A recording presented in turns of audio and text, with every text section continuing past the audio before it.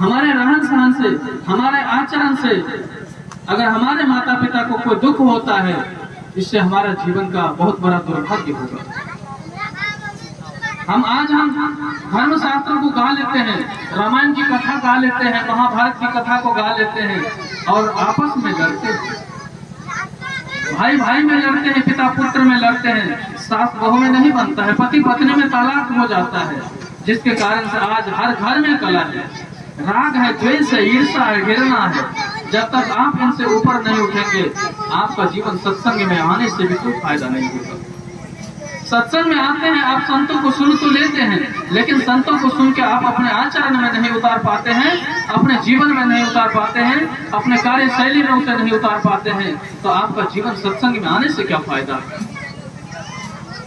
अगर आपके जीवन में कहते हैं कि थोड़ा सा अगर किसी के जीवन में सत्संग आ जाता है तो जन्मों जन्मों का जो पाप है, जन्मों जन्मों का जो दुख दर्द है, वो विदा हो जाता है। और हम सत्संग में सच्चे हृदय से नहीं आते हैं, सच्चे मन से नहीं आते हैं। आज लोग सत्संग में भी आते हैं, मंदिर में आते हैं, मस्जिद में आते हैं, गुरुद्वारे में आते हैं, उनका उद्देश्य होता है वो कुछ मांगने के उद्देश्य से आते हैं। और जब आप मांगने के उद्देश्य से कहीं जाएंगे, आपको क्या मिलेगा। मांगने वाले तो भिखारी होते हैं, और भिखारी को कितना मिलेगा आप समझ सकते हैं। आप कभी भी किसी चीज की कल्पना न करिए। मैंने सुना है एक छोटी सी कहानी। सदगुरु कबीर अपने शिष्य मंडली के साथ एक बार कहीं सत्संग कार्यक्रम करने के लिए जा रहे थे। शाम हो गई थी, रात्रि का समय था, और आगे एक नदी पर रहा था। नदी में कुछ ज्यादा पानी रहा। बड़ी गंभीरता से सदगुरु कबीर ने अपने शिष्यों से कहा, बेटा रात्रि का समय है, नदी गहरी है, हम लोग कैसे पार होंगे। सो हम लोग ऐसा करते हैं, रात्रि में यहाँ विश्राम कर लेते हैं और सुबह हम लोग आगे प्रस्थान करेंगे। संजोग की बात है, उस गांव में अगले ही दिन चोरी हुआ था। चारों बगल पुलिस की पहाड़ा चल रहा था, छापेमारी चल रही थी। सदगुरु अब कबीर अपने शिष्य से कहते हैं, बेटा संसार में कभी कुछ बनने की कोशिश मत करना, क्योंकि यहाँ इस धरातल पर जो भी बनने का कोशिश किया है उसका जीवन एक दिन महादुख से भर गया है, उसका जीवन अशांत हुआ है, उसका जीवन पीड़ित हुआ है। तुम कुछ बनने की कोशिश कदापि मत करना। और संजोग से रात्रि हो गई थी, कुछ विश्राम भी कर रहे थे। सभी शिष्य लोग बाहर थे, सदगुरु कबीर अंदर आराम कर रहे थे। इतने में ही जब पुलिस वहां आई, पुलिस ने उन संतों से कहा, आप कौन हैं? क्योंकि जब तक आप प्रश्न नहीं करेंगे तब तक पता नहीं पाएंगे कि यह कौन है। उस आदमी ने कहा, मैं साधु हूं, मैं संत हूं। पुलिस वालों ने कहा, अपने को साधु कह लेने से और गांव में चोरी हुई है और यहाँ छिप जाने से आप साधु नहीं हो जाएंगे। और एक एक करके सबकी पिटाई किया। पुलिस वालों ने कहा, देखो अंदर भी कोई है क्या। अंदर देखे सदगुरु कबीर आराम कर रहे थे। उसने कहा, ये तो डाकुओं का सरदार है, इसकी तो और ज्यादा धुलाई होनी चाहिए। उन लोगों ने पूछा सदगुरु कबीर से, आप कौन है। सदगुरु कबीर ने कहा, भैया मैं एक मुसाफिर हूँ, अगला गांव मुझे जाना था, रात्रि हो गई, नदी गहरी है, मैं पार न हो सका, कोई नौका भी नहीं था, इसलिए मैं रात भर आराम करूंगा और सवेरे में चला जाऊंगा। अपने को मुसाफिर कहा, ये नहीं कि मैं साधु हूं, मैं संत हूं, मैं ज्ञानी हूं, मैं पंडित हूं। उन लोगों के मन में आया कि सच में हो सकता है कोई मुसाफिर हो। सबको पकड़ के थाना ले गए। सुबह का समय हुआ, सदगुरु कबीर को मानने वाले वहां पहुंचे। लोगों ने कहा, ये तो कबीर है। और जब सारी कथा कहानी को बताई गई, तब उनके शिष्यों ने कहा, गुरुदेव आपने हमें पहले क्यों नहीं बताया। आप तो बच निकले, लेकिन हम लोगों की पिटाई हो गई। उन्होंने कहा, मैंने पहले ही कहा था कि यह इस धरातल पर कुछ बनने की कोशिश मत करना। हम हर दिन बनने की कोशिश करते हैं, और जब हम बनने की कोशिश करते हैं, ध्यान रखना, ईर्ष्यालु हो जाते हैं। संकल्प स्वभाव के हो जाते हैं, क्रोधी हो जाते हैं, और हमारा जीवन धीरे धीरे इस बनने के चक्कर में अपने आप से दूर होता जाता है, अपने परिवार से दूर होता जाता है, अपने माता पिता भाई बहन से दूर होता चला जाता है। हमें धन ने अहंकार बना दिया, धन से हम अहंकारी हो जाते हैं, पद से अहंकारी हो जाते हैं, प्रतिष्ठा से अहंकारी हो जाते हैं, सम्मान और इज्जत पा करके हम अहंकारी हो जाते हैं। जरा आप सोचिए, श्री बलदेव साहब इस पूरे क्षेत्र में घूम घूम करके संतों के सत्संग कराते थे, संतों का सत्संग करते थे, पैदल जाते थे, उनके पास कोई साधन न था, और उनके परिवार में हर लोग वैष्णव है, बच्चे बच्चे वैष्णव है। क्या आपके घर में एक माँ वैष्णव है तो पिता नहीं, पिता है तो भाई नहीं, भाई है तो बहन नहीं, पति है तो पत्नी नहीं? जहाँ इस तरह की कहानी है उस घर में कभी सुख और शांति का वास नहीं हो सकता। और सुख और शांति के लिए हम सबको चाहिए कि हम संतों के सत्संग में आ जाएं और अपने घर परिवार को एक सूत्र में बांधें। जब तक आप अपने घर के हर सदस्य को एक धागे में नहीं बनाएंगे, एक जगह पर नहीं व्यवस्थित करेंगे, तब तक आप अपने आप को व्यवस्थित नहीं कर पाएंगे। क्योंकि आप जानते हैं कि माता पिता के सामने जो बच्चे वैष्णव नहीं है, मांसाहारी, मांस ला करके खाते हैं, मछली पकाते हैं, शराब पी करके आते हैं, अंडा खाते हैं, गुटखा खाते हैं, बीड़ी खाते हैं, सिगरेट पीते हैं, और वो बच्चे माता पिता को गाली देते हैं, वो बच्चे माता पिता का अपमान करते हैं। आप सत्संग में जाते हैं, संतों को सुनते हैं, लेकिन आप जब तक संतों के सत्संग में रहेंगे तब तक सत्संग सुनने में आपको बहुत अच्छा लगेगा, लेकिन घर में आप जाएंगे, आपके बच्चे शराब पी करके कहीं से आ गए, आपके बच्चे किसी माँ बहन का गलत, उनके साथ गलत व्यवहार करके आ गए हैं। आप जरा सोचिए, सत्संग से आप घर जाते हैं, आपका घर का माहौल भी सत्संगमय होना चाहिए, चाहे वो किसी भी संतों का सत्संग हो, किसी भी संप्रदाय का सत्संग हो, किसी भी मजहब का सत्संग हो, किसी भी जाति धर्म का सत्संग हो, सत्संग तो सत्संग होता है।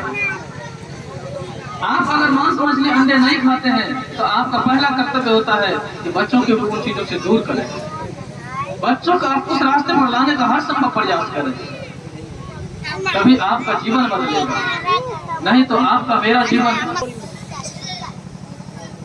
क्योंकि संत यही बताते हैं, आज हम संपूर्ण शास्त्र को गा लेते हैं, लेकिन हम जहां है वही रहते हैं, जहां है वही हम नहीं रहे, हम उससे आगे बढ़े।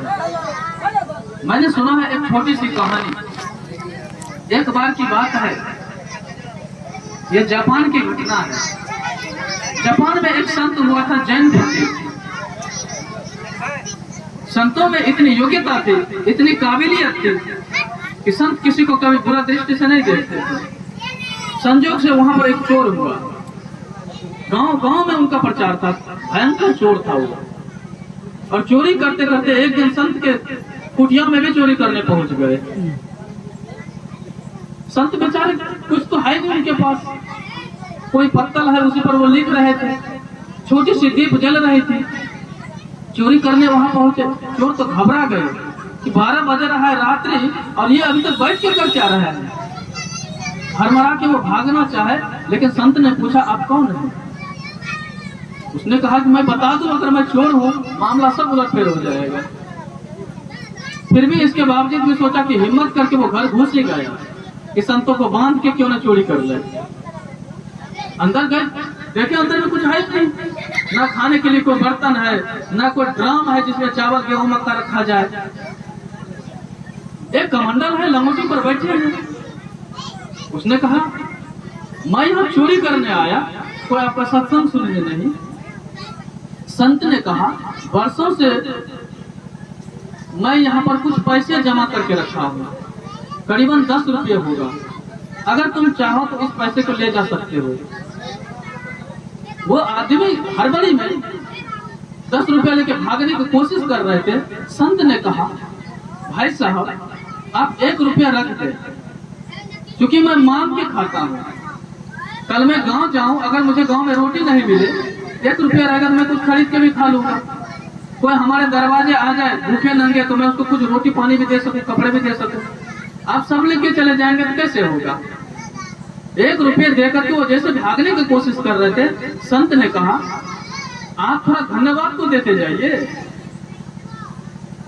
उसने कहा धन्यवाद किस लिए, और जल्दी जल्दी में धन्यवाद दिया और भागे वहां से। कहते हैं कुछ दिन के बाद पुलिस जब उनके पीछे पड़ गया, चोर पकड़े गए। पकड़े जाने के बाद चोर की जब कोर्ट में पेशी हुई, पूरे जहां जहां चोरी हुई थी सब लोगों ने आरोप लगाया कि ये चोर है। लोगों ने कहा संत के आश्रम में भी चोरी हुई है। जज ने कहा जब तक संत का कुछ बयान ना हो जाए, जब तक संत का कुछ गवाही ना हो जाए, तब तक मैं इस चोर को सजा नहीं दे सकता।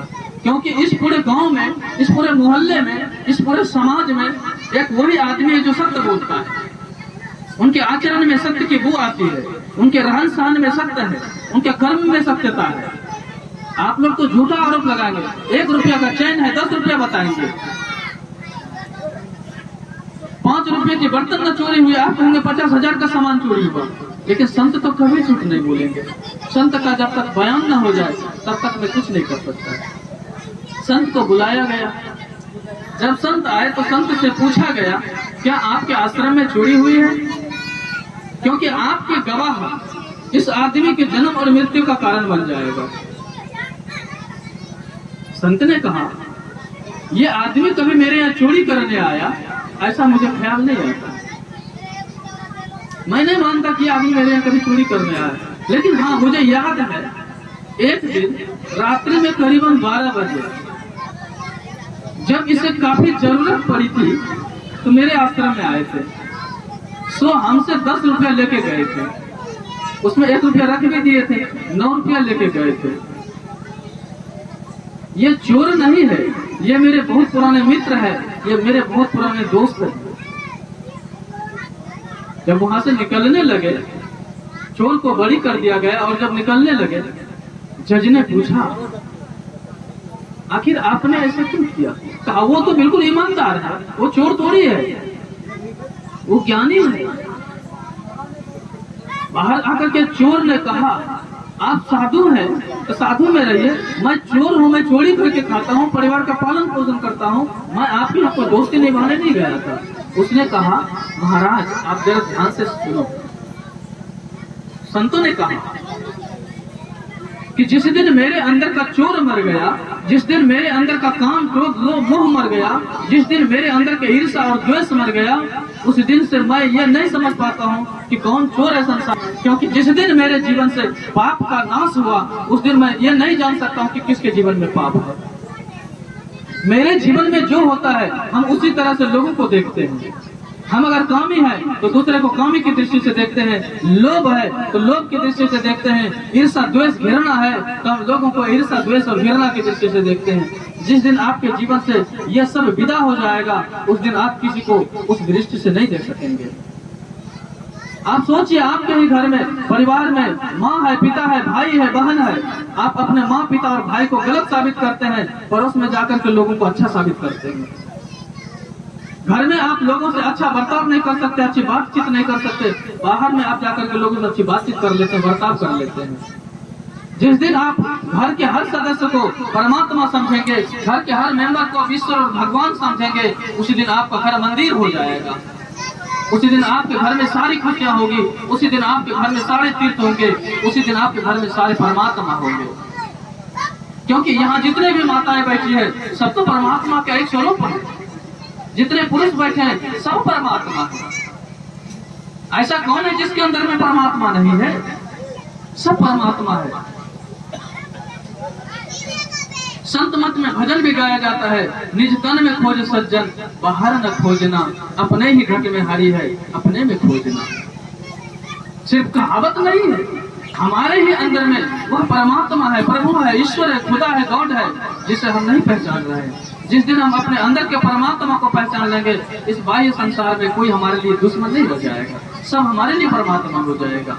आप मछली को मारते हैं, चींटी को मारते हैं, डील को मारते हैं, मच्छर को मारते हैं, क्या उसके अंदर आत्मा नहीं है? किसने कहा उसमें आत्मा नहीं है? चाहे आप बाइबल को उठा के पढ़ लीजिए, चाहे गीता को उठा के पढ़ लीजिए, चाहे आप हदीस उठा के पढ़ लीजिए, जीव हत्या पर सबने रोक लगाया है। क्या मोहम्मद साहब ने जीव हत्या पर रोक नहीं लगाया? ईसा मसीह ने रोक नहीं लगाया? कृष्ण ने, राम ने रोक नहीं लगाया है, सारे धर्म शास्त्रों ने जीव हत्या पर रोक लगाया है, लेकिन आदमी अपने जीव स्वार्थ के लिए ना जाने क्या क्या कर रहे हैं, किन किन जीवों को मार रहे हैं। इसलिए हम सब लोगों के प्रथम दायित्व होता है किसी भी जीवों की हत्या न करें, किसी भी जीवों को दुख न दें और अपने जीवन जीते हुए अपने माता पिता और संत गुरुजनों की सेवा करें। यही जीवन की विशेषता है, यही जीवन की सार्थकता है।